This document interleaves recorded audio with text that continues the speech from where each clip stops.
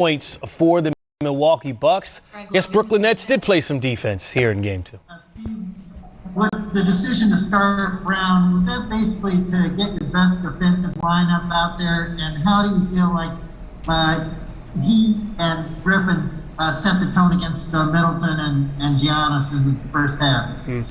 Yeah, like I said, they really came out and played well to start the game. A lot of energy, a lot of fight, and Blake's been playing very well and doing all the little things, and we know Bruce does that as well. So just their energy and fight, I think, was fantastic. It's contagious, and I thought the whole group really performed well out the gates. Alex Schiffer with The Athletic.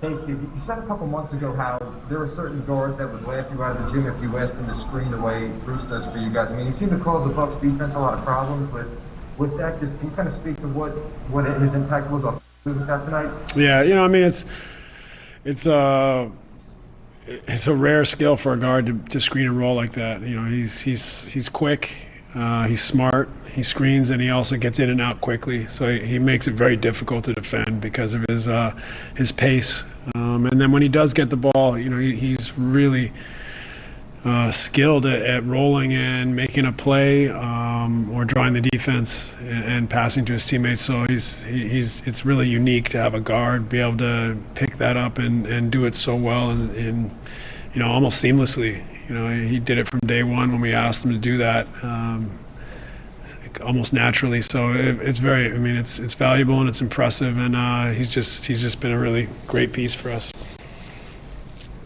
Christian Winfield with the New York Daily News. Coach, when you think of the teams most likely to come out of the East, there's obviously you guys, there's Philly, and there's Milwaukee. To beat another team that is obviously hoping to compete for a championship, to beat them by, 39 tonight, do you bask in that satisfaction at all, or do you balance that by remembering that you guys have to go on the road and win 2 there as well? Yeah, no, it's whether you win by 2 or you win by 25, it's just one game. We held home court. We performed well in the 2 games. For our group, we want to keep growing, keep getting better. We're still very new to one another, and so we can continue to refine and improve. And we'll go and try to keep improving in Milwaukee. Brian Lewis with the New York Post.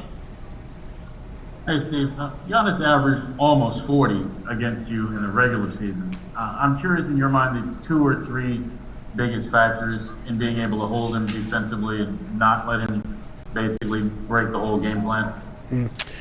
Well, I think we've just competed. You could talk about schemes and all that stuff, but really our fight and our level of competition, guys being locked in, being aware of the game plan, and being able to take care of details has been outstanding, and it's got to continue. It's even got to improve. They're gonna raise their level, and we got to raise ours as well. Steve Lichtenstein with WFAN. Hey Steve, that ferocity that you just mentioned, is that just a matter of turning on the switch, knowing the opponent, or do you think it's a little bit about continuity, playing together?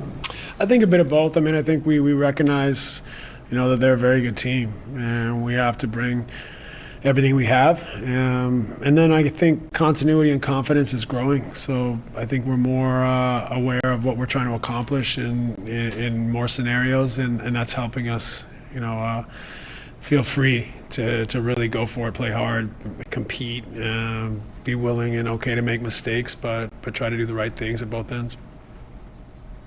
Mike Vaccaro with the New York Post.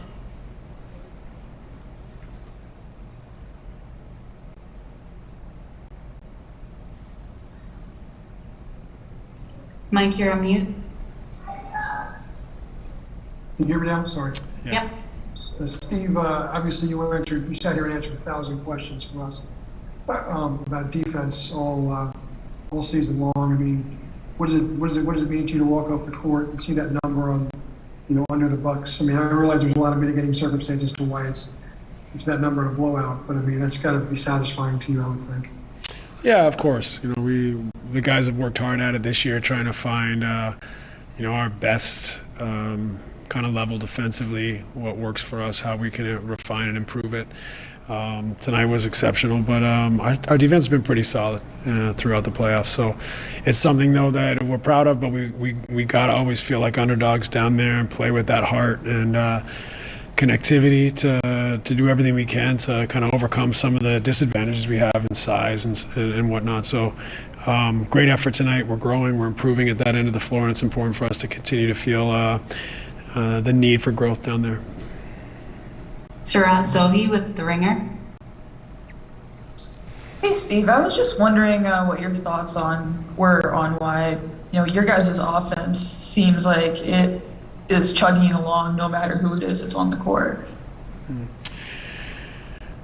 Yeah, well, it's. I mean, I don't want to overstate why that's happening right now, but I think we've just tried to preach a philosophy. We have our sets, we have our actions, but really more than anything, try to preach a way of playing, and that is to make quick decisions, move the ball, space the floor, play off one another in an intelligent way, and just I think the cohesion and feel for one another's grown. I think we understand the way, or increasingly understanding the way that different lineups need to play with one another, and trying to be as philosophical in our approach as much as anything, rather than being too scripted. And so they've grown into that, and I think that right now you're seeing a team that's just starting to find that cohesion no matter who's on the floor. Stephen Bondi with the New York Daily News. Hey, Coach, you obviously saw a lot of KD in Golden State, and even before that, OKC. And I'm thinking about that play at the end of the third quarter when he blew past Giannis. I mean, how close is he physically to what he was back then, even post Achilles surgery? Yeah, I mean, it's really hard to tell the difference. He's not only executing at that level, but he's able to play the minutes and able to sustain such a high level of efficiency. So it's hard to say that he has any dip at this point. And his game's picked up as we go. He's gotten, I think, more reps, more comfort, and especially defensively and on the boards and some of the things that, when you're a player that hasn't played for a long time and you're a scorer like that, you're going to focus on trying to get that back first. And so he did that, and then he started to pick up the other parts of his game. And so he's, it's very difficult to distinguish, him now opposed to before the surgery. Thanks so much, Coach. We appreciate it. Thanks. Good night, everyone.